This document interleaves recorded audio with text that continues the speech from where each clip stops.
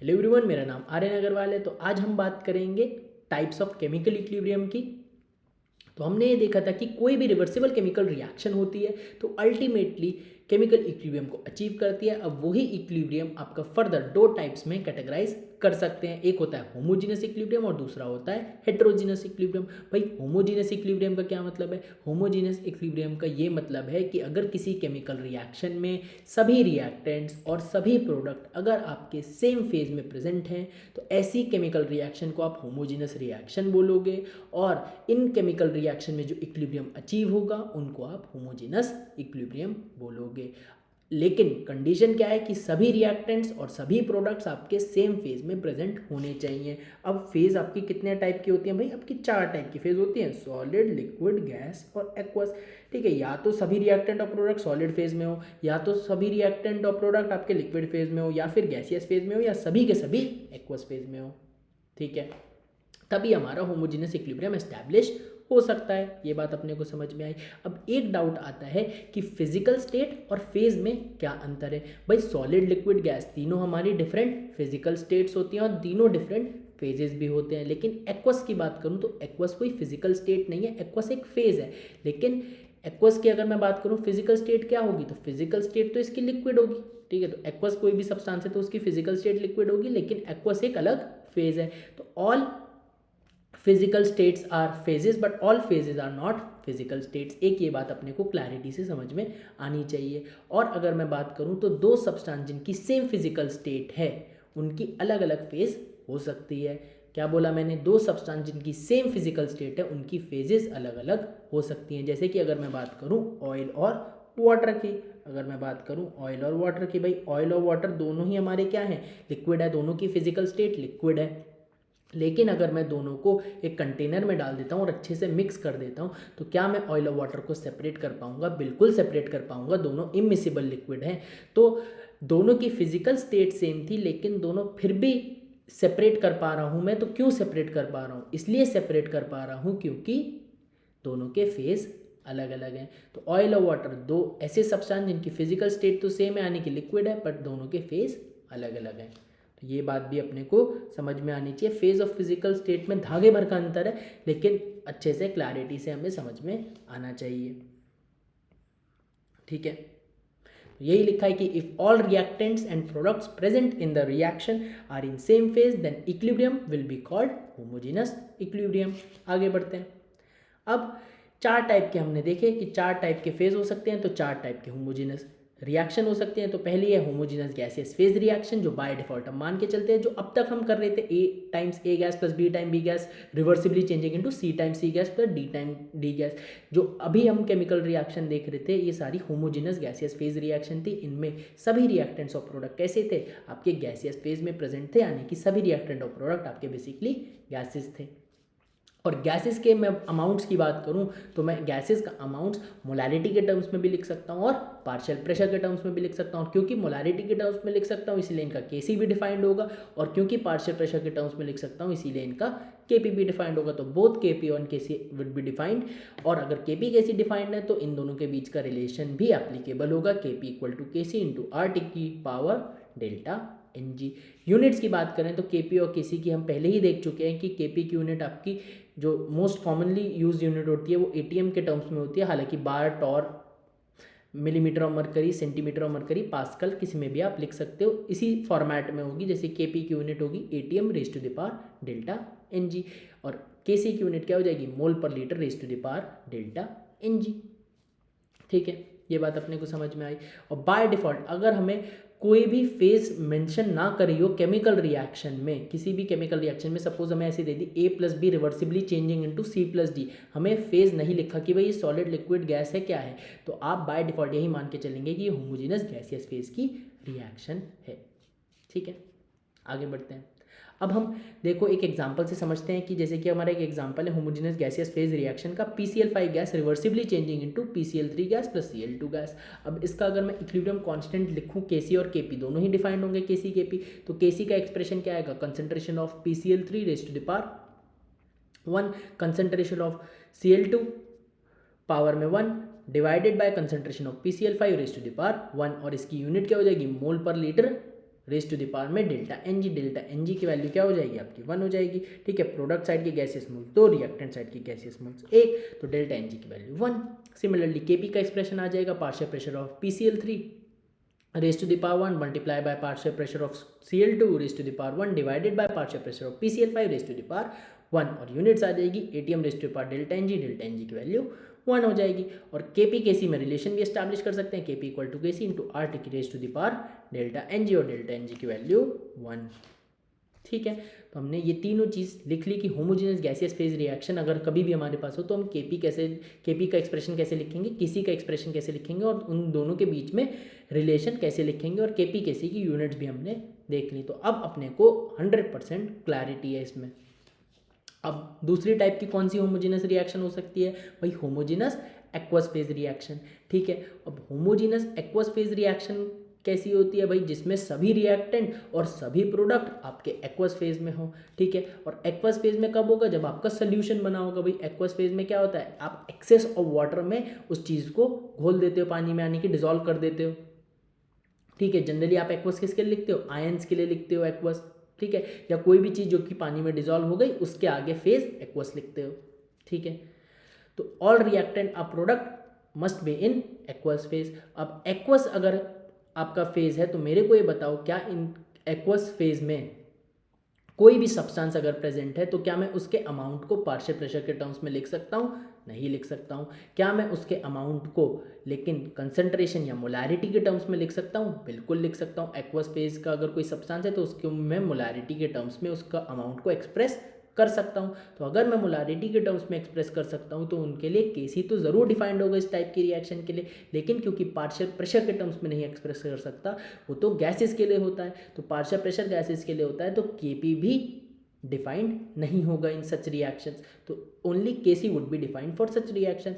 और अगर KP defined ही नहीं है तो केपी और केसी के बीच का रिलेशन भी एप्लीकेबल नहीं होगा। अब एक इम्पॉर्टेंट बात आती है कि केसी की यूनिट्स क्या होंगी भाई। केसी डिफाइंड तो है लेकिन केसी की यूनिट्स क्या होंगी भाई। जैसे हमने होमोजेनस गैसियस फेज रिएक्शन के लिए यूनिट्स डिराइव करी थी केसी की, कैसे डिराइव करी थी भाई, A times A gas plus B time B gas plus C reversibly changing into C time C gas plus D time D gas. आप इन्हीं को क्या गैसियस की जगह क्या कर दो, एक्वस कर दो, ठीक है। गैसेस की जगह क्या कर दो, एक्वस कर दो, ठीक है। केसी का एक्सप्रेशन ऐसा ही रहेगा, ठीक है। आपका क्या हो जाएगा, ये भी आपके एज इट इज रहेगी, mole per litre raise to the power C plus D minus A plus B, ठीक है। तो केसी की यूनिट क्या होगी, mole per litre raise to the power delta N g की जगह बस क्या आ जाएगा, डेल्टा एन एक्वस आ जाएगा, क्योंकि ये चेंज इन एक्वस मोल्स है ना कि चेंज इन गैसियस मोल्स हैं, ठीक है। क्योंकि होमोजेनस एक्वस फेज रिएक्शन में सभी फेज हमारी क्या हो जाएंगी, एक्वस हो जाएंगी। तो डेल्टा एन जी की जगह बस डेल्टा एन एक्वस आ जाएगा, इतना सा अंतर आएगा। तो होमोजेनस एक्वस फेज रिएक्शन है तो इनकी केसी की यूनिट क्या होगी, mole per litre raise to the power में डेल्टा एन एक्वस हो जाएगी। और हम कैसे निकालेंगे डेल्टा एन एक्वस, ये हम पहले भी निकाल के देख चुके हैं। जब हम डेल्टा एन जी निकाल रहे थे तब हमने डेल्टा एन एक्वस निकालना भी देखा था भाई। डेल्टा एन एक्वस क्या होगा, basically change in aqueous moles for reaction. और जिस तरीके से हम change in stoichiometric coefficient, difference of stoichiometric coefficient करके डेल्टा एन जी निकालते थे, वैसे ही हम डेल्टा एन एक्वस भी निकालेंगे भाई। डेल्टा एन एक्वस क्या हो जाएगा, summation of aqueous moles of product minus summation of aqueous moles of reactant. और ये एक्वस मोल्स ऑफ प्रोडक्ट और एक्वस मोल्स ऑफ रिएक्टेंट हम स्टोइकियोमेट्रिक कोफिशिएंट से आइडिया लगाएंगे इस चीज़ का। तो basically change in aqueous stoichiometric coefficient for the reaction हमें करना है। एक्वस मोल्स का मतलब एक्वस स्टोइकियोमेट्रिक कोफिशिएंट है, क्योंकि स्टोइकियोमेट्रिक कोफिशिएंट हमें मोल्स का आइडिया देता है। ठीक बात, इतनी बात हमें समझ में आ गई। तो भाई एक रिएक्शन के लिए हम ये चीज़ करके देखते हैं, ठीक है। कि अगर कोई हमारे पास रिएक्शन है NH4OH aqueous reversibly changing into NH4 plus aqueous plus OH minus aqueous. Basically जो होमोजेनस एक्वस फेज की रिएक्शन होती है ना, ये हमें आयनिक इक्विलिब्रियम में मिलती है। क्यों आयनिक इक्विलिब्रियम में मिलती है, क्योंकि इन रिएक्शन में आयन्स इन्वॉल्व होते हैं भाई। आप देख रहे हो ये आयन इन्वॉल्व है, आयन इन्वॉल्व है। तो आयनिक रिएक्शंस में जो इक्विलिब्रियम एस्टैब्लिश होता है उनको आयनिक इक्विलिब्रियम में स्टडी करते हैं। हालांकि यहाँ पे थोड़ा बहुत हम देख सकते हैं, कोई बुराई वाली बात इसमें नहीं है। तो भाई सभी सब्सटेंस आपके जो हैं एक्वस फेज में हैं, तो भाई केपी तो डिफाइंड ही नहीं होगा, लेकिन केसी का एक्सप्रेशन हम लिख सकते हैं। NH4 plus aqueous raise to the power में इसका कितना आएगा, 1 आएगा, ठीक है। मल्टीप्लाई बाय OH माइनस की concentration raise to the power इसका stoichiometric coefficient 1 divided by NH4OH की concentration raise to the power इसका स्टोइकोमेट्रिक कोफिशिएंट 1। अब Kc की यूनिट क्या होगी, mole per litre raise to the power में डेल्टा एन जी नहीं डेल्टा एन एक्वस, ठीक है। डेल्टा एन जी कर दोगे तो डेल्टा एन जी तो आपका क्या हो जाएगा, डेल्टा एन जी तो जीरो ही है क्योंकि प्रोडक्ट साइड भी गैसियस मोल नहीं है, रिएक्टेंट साइड भी गैसियस मोल नहीं है। आप डेल्टा एन जी के चक्कर में जीरो कर दोगे और ये यूनिटलेस लिख दोगे। लेकिन ऐसा क्वेश्चन गलत हो जाएगा, ऐसी गलती बहुत कॉमनली करी जाती है। तो ध्यान रखना कि होमोजेनस एक्वस फेज में रिएक्शन आपकी क्या होगी, जब भी होगी तो उनमें Kc की unit mole per litre raise to the power में डेल्टा एन एक्वस करना, और इस केस पे डेल्टा एन एक्वस आपका 1 आ जाएगा। सिमिलरली अगर हम इस रिएक्शन का भी निकालें Kp और Kc, ठीक है, तो हमारा twice H plus aqueous plus H2 minus aqueous reversibly changing into H2SO aqueous, again ions involve है तो आयनिक इक्विलिब्रियम में इसकी डिटेल में स्टडी करते हैं, ठीक है। Kp इन रिएक्शन के लिए डिफाइन नहीं होगा क्योंकि आपका कोई भी सब्सटेंस गैस नहीं है, ना कोई रिएक्टेंट गैस है ना कोई प्रोडक्ट गैस है, ठीक है। Kc की बात करें तो Kc का एक्सप्रेशन क्या हो जाएगा, आपकी प्रोडक्ट यानी कि H2S की concentration raise to the power में इसका स्टोइकोमेट्रिक कोफिशिएंट 1 डिवाइडेड बाय सभी रिएक्टेंट की कंसंट्रेशन, रिएक्टेंट में क्या आएगा आपका H प्लस की concentration raise to the power में इसका stoichiometric coefficient 2 multiply by H2 minus की concentration raise to the power में इसका स्टोइकोमेट्रिक कोफिशिएंट 1। Kc की unit mole per litre raise to the power में delta N aqueous, delta an aqueous आप कैसे निकालोगे, product side aqueous moles 1, reactant side aqueous moles 3, तो 1 minus 3 यानी कि -2 आ गया आपका डेल्टा एन एक्वस। तो Kc की यूनिट आ गई mole per litre raise to the power में -2। तो ये चीज़ अपने को अच्छे से समझ में आनी चाहिए। आगे बढ़ते हैं। अब अगली टाइप की हमारी रिएक्शन कौन सी हो जाएगी, अगली टाइप की हमारी रिएक्शन हो जाएगी होमोजेनस लिक्विड फेज रिएक्शन हो जाएगी, ठीक है भाई। अब होमोजेनस लिक्विड फेज रिएक्शन का क्या मतलब है भाई, इस रिएक्शन में सभी रिएक्टेंट और प्रोडक्ट प्योर लिक्विड होंगे, यानी कि सभी रिएक्टेंट और प्रोडक्ट लिक्विड फेज में प्रेजेंट होंगे, ठीक है। अब आपकी प्योर लिक्विड है तो प्योर लिक्विड के लिए आपकी मोलैरिटी तो डिफाइन होती है, लेकिन क्या प्योर लिक्विड्स के लिए पार्शियल प्रेशर डिफाइंड होता है, नहीं डिफाइंड होता है। तो क्योंकि पार्शियल प्रेशर डिफाइंड नहीं होता इसलिए Kp भी डिफाइंड नहीं होता भाई, क्रोनोलॉजी समझ रहे हो ना, ठीक है।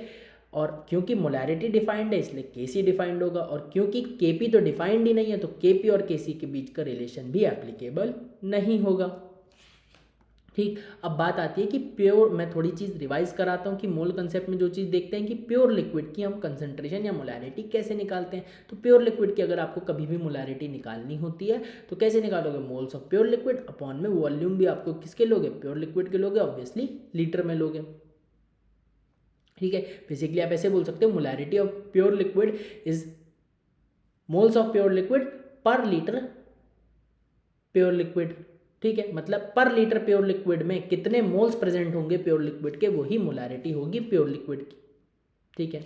ये बात अपने को समझ में आई। अब अगर मैं एक एग्जांपल कराऊं जो कि बहुत ही इंपॉर्टेंट है, जो कि जेई और नीट में भी पूछा गया है, जेई में पहले पूछा गया था, नीट में देन रिपीट हुआ था कि calculate molarity of pure water if its density is 1000 kg पर मीटर क्यूब। तो आप कैसे निकालोगे मोलैरिटी ऑफ प्योर वाटर, ठीक है। मोल्स भी आपको किसके लेने पड़ेंगे, वाटर के लेने पड़ेंगे, और आपको वॉल्यूम भी किसका लेना पड़ेगा, वाटर का लेना पड़ेगा, बस वॉल्यूम लीटर में लेना पड़ेगा। तो भाई इसने डेंसिटी कितना कहा, 1000 kg पर मीटर क्यूब, मतलब मास कितना हो गया 1000 kg, ठीक है। तो मोल्स के लिए आप क्या करोगे, इसे ग्राम में कन्वर्ट करोगे, तो 1000 इंटू 10⁻³ ये आपका क्या आ गया, ग्राम में मास आ गया, divide by molar mass of water यानी कि 18 ग्राम पर मोल से डिवाइड करोगे तो ये आपका पूरा न्यूमरेटर क्या आ गया, मोल्स ऑफ प्योर वाटर आ गया। डिवाइड बाय क्या करोगे, volume of pure water in litre, और वॉल्यूम कितना है 1 मीटर क्यूब है, तो 1 मीटर क्यूब में 10⁻³ लीटर होते हैं, तो 1 इंटू 10⁻³ लीटर हो गया वॉल्यूम ऑफ प्योर वाटर। आप सॉल्व करोगे तो क्या 1000/18 आ जाएगा, यानी कि 55.55 मोलर आ जाएगी मोलैरिटी ऑफ प्योर वाटर, ठीक है।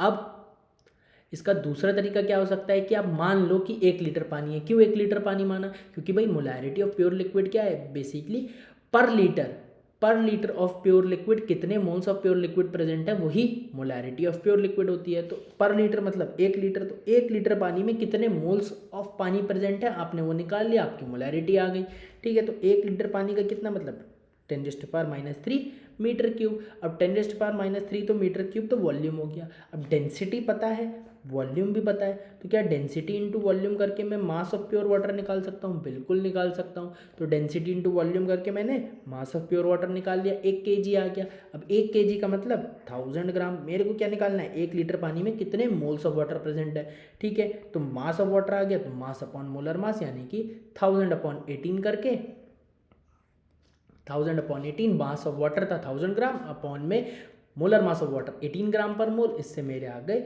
मोल्स ऑफ वाटर, जो कि कितने आ जाएंगे अगेन 55.55 मोल्स। और 1 लीटर पानी में क्योंकि 55.55 मोल्स वाटर प्रेजेंट है, इसीलिए हम मोलैरिटी ऑफ प्योर वाटर भी क्या बोल देंगे? 55.55 मोलर बोल देंगे, ठीक है। क्योंकि न्यूमरेटर में मोल्स तो आपके कितने हो गए? 55.55 मोल्स डिवाइड बाय आपके डिनोमिनेटर में जो वॉल्यूम ऑफ वाटर है वो 1 लीटर हो गया, तो 55.55 डिवाइड बाय 1 यानी कि 55.55 मोलर आ जाएगी मोलैरिटी ऑफ प्योर वाटर, ठीक है। तो ये बात अपने को समझ में आनी चाहिए कि मोलैरिटी ऑफ प्योर लिक्विड आप कैसे निकालते हो, ठीक है। और एक बात अपने को और समझ में आनी चाहिए कि मोलैरिटी ऑफ प्योर लिक्विड और pure solid, even pure solid की भी मोलैरिटी आप ऐसे ही निकालते हो, वो क्या होती है? कांस्टेंट होती है। कई लोग ध्यान रखते हैं 1 होती है, भाई 1 नहीं होती है, कांस्टेंट होती है। मोलैरिटी ऑफ प्योर लिक्विड क्या होती है? आपकी कांस्टेंट होती है, बेसिकली अमाउंट पे डिपेंड नहीं करती। अमाउंट का क्या मतलब कि 1 लीटर पानी लूँ, चाहे 2 लीटर पानी लूँ, चाहे 1 गैलन पानी लूँ, चाहे आपका कितना भी पानी ले लूँ, चाहे चुल्लू भर पानी लूँ, चाहे आपका बहुत सारा पानी लूँ, लेकिन कितना भी पानी ले लो आपकी उसकी हमेशा मोलैरिटी कितनी रहेगी? 55.55 मोलर रहेगी, अगर डेंसिटी 1000 kg/m³ है। क्यों? क्योंकि अगर अमाउंट चेंज करने पे मोल्स भी बदल जाएंगे और वॉल्यूम भी बदल जाएगा। भाई वॉल्यूम सपोज आपने 1 लीटर पानी लिया और 2 लीटर पानी लिया, तो आपका 1 लीटर से 2 लीटर जब आपने करा तो क्या वॉल्यूम बदला? बिल्कुल बदला, वॉल्यूम डबल हुआ। तो वैसे ही मोल्स भी इसके डबल हो गए होंगे। जिस प्रपोर्शन में वॉल्यूम में चेंज आएगा उसी प्रपोर्शन में मोल में चेंज आएंगे, तो आपकी ultimately molarity of pure liquid क्या हो जाएगी? कांस्टेंट बनी रहेगी, ठीक है। ये बात अपने को समझ में आई। अब एक बहुत ही फेमस एग्जांपल जो हमारा होता है होमोजेनस लिक्विड फेज रिएक्शन में, होमोजेनस लिक्विड फेज रिएक्शन में हमारा जो बहुत ही फेमस एग्जांपल है वो है हाइड्रोलिसिस ऑफ एस्टर का, ठीक है। हाइड्रोलिसिस ऑफ एस्टर का CH3COCOO2H5 liquid plus H2O liquid reversibly changing into CH3COOH liquid plus C2H5OH liquid, ठीक। तो ये बहुत ही फेमस एग्जांपल है होमोजेनस लिक्विड फेज रिएक्शन का, और यही जनरली पूछा भी जाएगा। अगर कभी भी होमोजेनस लिक्विड फेज रिएक्शन पूछी जाएगी तो यही एग्जांपल पूछा जाएगा। अब सभी के आगे लिक्विड फेज लिखने का क्या मतलब है? एक्वस क्यों नहीं लिखा? क्योंकि भाई इस रिएक्शन में वाटर एक्सेस में नहीं लिया। भाई वाटर अगर एक्सेस में लेते तो बाकी सब हम पानी में डिजोल्व कर देते, तो इन सभी के आगे, एस्टर के आगे, एसिड के आगे और अल्कोहल के आगे हमारा एक्वस आ जाता। वाटर के आगे तो लिक्विड ही आता, ठीक है, क्योंकि वाटर तो प्योर लिक्विड ही है। तो अगर वाटर एक्सेस में लेते तो अब तब तो इनके आगे, सभी के आगे एक्वस आ जाता। लेकिन हाँ, इसमें क्या करा हमने? इसमें हमने ये करा कि थोड़ा सा पानी लिया और थोड़ा सा पानी थोड़े से एस्टर के साथ थोड़ा सा एसिड और थोड़ा सा अल्कोहल बना रहा है। भाई वाटर एक्सेस में नहीं प्रेजेंट है इस केमिकल रिएक्शन का, ये मतलब है, तभी हम लिक्विड फेज लिख पा रहे हैं। तो हमें अंदर का इंसाइट समझ में आना चाहिए कि भाई क्या मतलब है, क्या कहना चाह रहा है, एक्वस क्यों नहीं आया, ठीक है। अब होमोजेनस लिक्विड फेज रिएक्शन है तो लिक्विड्स के लिए आपकी पार्शियल प्रेशर डिफाइंड नहीं है, तो केपी तो आपका डिफाइंड ही नहीं होगा। ये बात तो अपने को क्लैरिटी समझ में आ गई। केसी का एक्सप्रेशन अगर हम लिखेंगे तो कैसे लिखेंगे? CH3COOH लिक्विड की कंसंट्रेशन रेज़ टू पावर में 1 मल्टीप्लाई बाय C2H5OH लिक्विड की कंसंट्रेशन रेज़ टू पावर में 1 डिवाइडेड बाय CH3COOC2H5 लिक्विड की concentration raise to power 1 multiply by water liquid की कंसंट्रेशन रेज़ टू पावर में 1, ठीक है। तो केसी का एक्सप्रेशन तो आ जाएगा, इसमें किसी को भी कोई डाउट नहीं होगा, बिल्कुल ठीक बात है।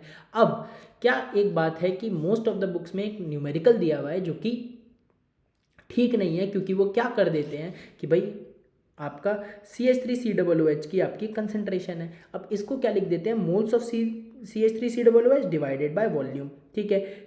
C2H5OH की कंसंट्रेशन को क्या लिख देते हैं? Moles of C2H5OH divided by volume, ठीक है। मतलब इस तरीके से लिख देते हैं, मैं बताऊं तो कि moles of CH3COOH divided by volume, ठीक है, रेज़ टू द पावर में 1, और इसको क्या लिख देंगे? Moles of C2H5OH divided by volume raise to the power में 1, और डिनोमिनेटर में क्या? Moles of CH3COO C2H5 divided by volume raise to the power में 1 और moles of water divided by v raise to the power में 1 और फिर ultimately क्या करते हैं v से v काट देते हैं और हमारा ये एक्सप्रेशन ले आते हैं मोल्स के टर्म्स में। लेकिन ये गलत है और ये गलत हमारा क्यों है? ये गलत हमारा इसलिए है क्योंकि भाई ये चारों वॉल्यूम हमारे सेम थोड़ी हैं। वो हमारा क्या समझ रहे हैं कि भाई जैसे हमारा सोल्यूशन है, भाई सोल्यूशन के लिए तो ये चीज़ ठीक है क्योंकि सोल्यूशन में आप क्या करोगे, सारी चीज़ें एक्वस आएंगी तो आपका क्या होगा, ठीक है, तब तो आप ये वाला v और v काट सकते हो। क्यों काट सकते हो तब आप ये वाला v? क्योंकि आपका उसमें क्या होता है, मोल्स ऑफ सल्यूट अपॉन में वॉल्यूम ऑफ सोल्यूशन, तब तो वॉल्यूम ऑफ सोल्यूशन आता है भाई सोल्यूशन के केस में। लेकिन यहाँ पे क्या आएगा भाई, ये तो प्योर लिक्विड है, प्योर लिक्विड में तो moles of pure liquid upon में वॉल्यूम ऑफ प्योर लिक्विड, भाई यही तो मैंने ऊपर बात बताई। तो वॉल्यूम तो यहाँ पे किसका आएगा, अगर हमने मोल्स लिए CH3COOH के तो वॉल्यूम भी तो आपका एसिटिक एसिड का ही आएगा। मोल्स अगर आपने लिए इथेनॉल के तो वॉल्यूम भी इथेनॉल का ही आएगा। मोल्स आपने लिए एस्टर के तो वॉल्यूम भी एस्टर का ही आएगा। मोल्स लिए वाटर का तो वॉल्यूम भी वाटर का आएगा। तो आप इन चारों वॉल्यूम को काट कैसे सकते हो? ये तो क्राइम है भाई, ये तो कर ही नहीं सकते, तो बिल्कुल नहीं कर सकते। लेकिन उन्होंने काट रखा है और मोल्स के टर्म्स में न्यूमेरिकल बना रखा है। पहली बात, ये चीज़ एकदम सरासर गलत है, ऐसा हम नहीं कर सकते। और अगर कोई सोच रहा है कि चलो हमने चारों वॉल्यूम बराबर ले लिए, अगर चारों वॉल्यूम बराबर ले लिए तो भाई वो तो एक्वस फेज की रिएक्शन बन गई, तो हम प्योर लिक्विड फेज की रिएक्शन पढ़ ही क्यों रहे हैं भाई? एक्वस फेज की रिएक्शन ही बना लो, एक्वस फेज में तो काट ही दोगे, ठीक है। तो ये क्वेश्चन वैसे तो गलत है, लेकिन क्योंकि ये इंडिया की मोस्ट बुक्स में ये क्वेश्चन आ चुका है और काफ़ी सारी बुक्स में ये क्वेश्चन आने की वजह से हो सकता है कि आपका ये क्वेश्चन एग्जाम में पूछ दिया जाए। तो अगर ये सेक्शन बी में कभी पूछा जाए, नीट या जेई मेंस में, जेई एडवांस में नहीं पूछा जाएगा, अगर सेक्शन बी में कभी पूछा जाए कि ऑप्शन में पूछा जाए कि मतलब आपको करना है कि नहीं करना है, आप चूज़ कर सकते हो, तो आप इस क्वेश्चन को अटेम्प्ट मत करना। लेकिन अगर ये आपके कंपलसरी क्वेश्चन में पूछ दिया जाए, सेक्शन ए में पूछ दिया जाए, तो आप दिल पे पत्थर रख के आप इस तरीके से आप इसको अटेम्प्ट कर देना। अगर क्वेश्चन बनाने वाले की इंटेंशन सही होगी तो पता है क्या करेगा, वो आपको सभी प्योर लिक्विड की आपको डेंसिटी भी देगा, तब आप उनकी कंसंट्रेशन निकाल पाओगे। जैसे कि मैंने ऊपर दी थी ना डेंसिटी ऑफ वाटर दी हुई थी, तब आपने वाटर की प्योर वाटर की कंसंट्रेशन निकाली थी, प्योर वाटर की मोलारिटी निकाली थी। वैसे ही अगर मैं आपको चारों की डेंसिटी दे दूं इसमें, ठीक है, चारों की डेंसिटी दे दूं, तब आप ये न्यूमेरिकल को सॉल्व कर सकते हो, वरना न्यूमेरिकल प्रोफाइल इस पे नहीं बनती है। लेकिन अगर डेंसिटी गिवन है तो सही अप्रोच है भाई, क्वेश्चन सही है, आपको एक अच्छा क्वेश्चन मिला है और डेंसिटी दी हुई है, आप सभी की मोलारिटी निकालो जैसे ऊपर बताई, और फिर आप Kc की वैल्यू या जो भी पूछा गया आप उसको कैलकुलेट कर सकते हो। लेकिन अगर कभी क्वेश्चन इस तरीके से पूछ दिया जाए जिसमें आपको मोल्स के टर्म्स में सॉल्व करना पड़ रहा है, तो पहली बात तो उस क्वेश्चन को अटेम्प्ट मत करना। लेकिन अगर ज़रूरत पड़ रही है तो दिल पे पत्थर रख के आपको करना पड़ेगा, ठीक है। वैसे आइडियली ये चीज़ सही नहीं है, लेकिन क्योंकि इतने सारे अटेम्प्ट होते हैं जेई मेंस के और नीट का भी जो पेपर बनता है वो, उनमें भी आपकी मिस्टेक्स रहती हैं, तो आपको अगर ज़रूरत पड़े तो इस क्वेश्चन को इस तरीके से अटेम्प्ट करना। हालांकि अभी तक कभी ये क्वेश्चन पूछा नहीं गया है, और पूछा भी कभी जाएगा तो इसी एग्जाम्पल पे पूछा जाएगा, हाइड्रोलिसिस ऑफ एस्टर ही पूछा जाने वाला है, ठीक है।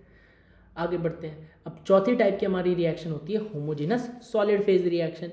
होमोजेनस सॉलिड फेज रिएक्शन का क्या मतलब है कि सभी रिएक्टेंट और प्रोडक्ट आपके सॉलिड फेज में होंगे, सभी रिएक्टेंट और प्रोडक्ट सॉलिड्स होंगे, ठीक है। अब कोई भी हमारा सॉलिड है, प्योर सॉलिड है, ठीक है, या फिर आप इसको ऐसे बोल दो, all reactants of products are pure solids, ठीक है। अब हमारे प्योर सॉलिड्स हैं, ठीक है, तो प्योर सॉलिड्स के लिए क्या मोलारिटी डिफाइंड होती है? बिल्कुल मोलारिटी डिफाइंड होती है। लेकिन क्या पार्शियल प्रेशर डिफाइंड होते हैं? नहीं, पार्शियल प्रेशर डिफाइंड नहीं होता, और इसी वजह से Kc डिफाइंड होगा लेकिन Kp डिफाइंड नहीं होगा, और Kp डिफाइंड नहीं है तो उन दोनों के Kp और Kc के बीच का रिलेशन भी एप्लीकेबल नहीं होगा। और मेन बात यह है कि होमोजेनस सॉलिड फेज की रिएक्शन जनरली होती ही नहीं है, ये हाइपोथेटिकल रिएक्शन है, ठीक भाई। ऐसा क्यों है हाइपोथेटिकल रिएक्शन? क्योंकि होमोजेनस सॉलिड फेज की रिएक्शन अगर होनी है तो सभी रिएक्टेंट और प्रोडक्ट सॉलिड फेज में होने चाहिए और एक रिवर्सिबल केमिकल रिएक्शन एस्टैब्लिश होनी चाहिए।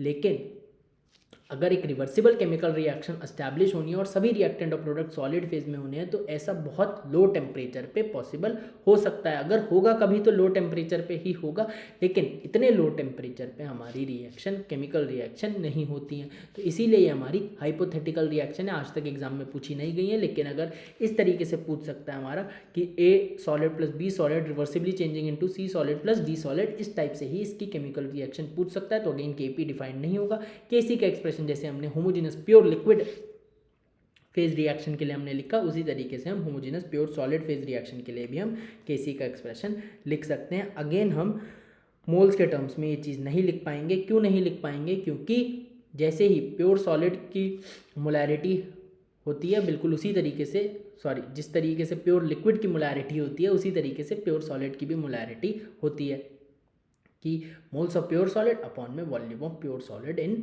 लीटर। ठीक है, जिस तरीके से बिल्कुल प्योर लिक्विड की तरह ही है एकदम, जिस तरीके से प्योर लिक्विड की मोलैरिटी उसी तरीके से प्योर सॉलिड की मोलैरिटी हम लोग निकालते हैं।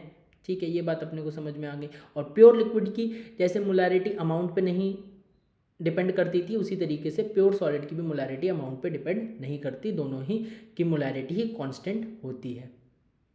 ये बात अपने को समझ में आनी चाहिए। अगर डेंसिटी ऑफ प्योर लिक्विड और प्योर सॉलिड कांस्टेंट है तो हमारी मोलैरिटी भी कांस्टेंट होगी। ठीक है, वन नहीं कांस्टेंट होगी।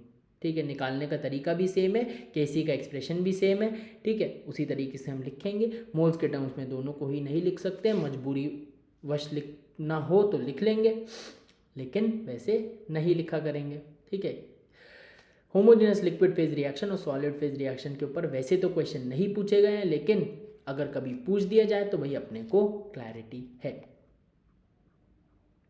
ठीक है, तो अभी के लिए हम लोग यहीं पे रुकते हैं। इसके आगे की बातें को हम आगे डिस्कस करेंगे। तब तक के लिए नोट्स को अच्छे से पढ़ो, रिवाइज करो, क्वेश्चन की प्रैक्टिस करो। आप बहुत ही अच्छा एग्जामिनेशन में करके आओगे। तब तक के लिए all the best, take care.